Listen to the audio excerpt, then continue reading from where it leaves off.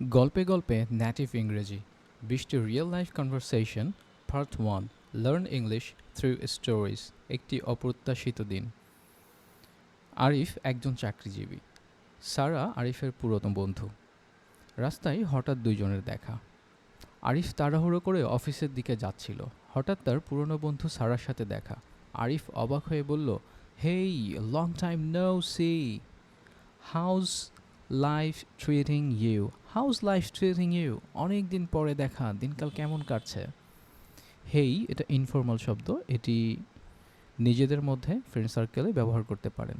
Long time no C, অনেক দিন পরে দেখা। হাউস লাইফ ট্রিটিং ইউ, দিনকাল কেমন যাচ্ছে? সারা বলল, কান্ট কমপ্লেইন, বেশ ভালোই আছি। জাস্ট কিপিং বিজি, ব্যস্ততা যাচ্ছে। What have you been up to lately? তুমি ইদানিং কি করছো? আরিফ বলল, not much, just the usual grind, তেমন কিছু না, সেই আগের মতো গতানুগতিক ব্যস্ততা। সারা বলল, হোয়াটস দ্য স্কোপ? শুনলাম তুমি নতুন একটা প্রজেক্ট শুরু করেছো, নতুন খবর কি? হোয়াটস দ্য স্কোপ অর্থ নতুন কোনো খবর